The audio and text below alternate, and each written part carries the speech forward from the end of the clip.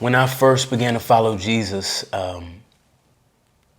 there were things that I began to understand well, things I got really interested in, God's grace, how big God was. I was reading books that showed me how big he was. I was real interested in God's attributes.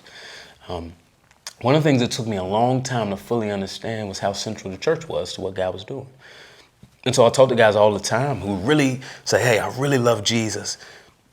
And I'll attend church because I like to hear good sermons, but their commitment to the local church isn't that much. And you see that a lot, even with college students. College is kind of that age where you just kind of float around in nothingness, almost like you're not a real person yet. You're trying to figure out what being a real person is.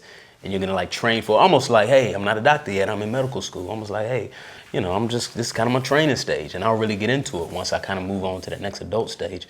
And I want to say there is no good, healthy, regular pattern of the Christian life if you are not joined with a local church, if you're not in covenant with other Christians.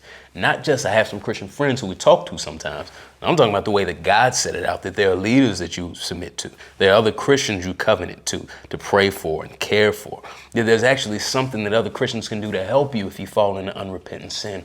All the beautiful mercies God has given us to gather together, to sing together, to sit under preaching together. That is huge in the life of a Christian. And so we can't say, I've been adopted by God. He's my father. I'm glad he is.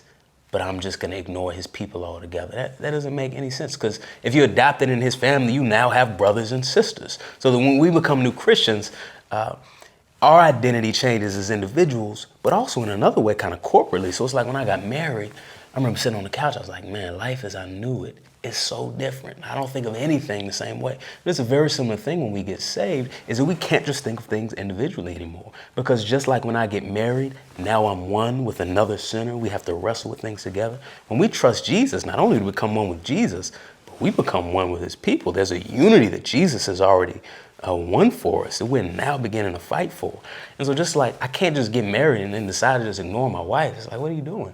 In the same way, you can't just be adopted into a new family and just decide you're just going to ignore your brothers and sisters. It makes no sense. It's illogical. So not only are you robbing them of the ways that you can edify them, you're robbing yourself of the ways that can edify you. It is core to what it means to follow Jesus. And so I encourage that young man strongly. Do whatever you can to find a church that preaches God's word, that's centered around the gospel, and where people want to fight to love him more.